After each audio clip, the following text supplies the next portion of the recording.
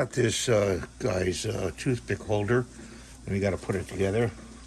This is printed like that, and you put that in there like that. And what we're going to do is put a dot of glue here, here, and here. Cap the glue off, and set this on top like that, and let it dry. And then we'll just get a couple toothpicks from here and drop them in there. And let's see, this is the top.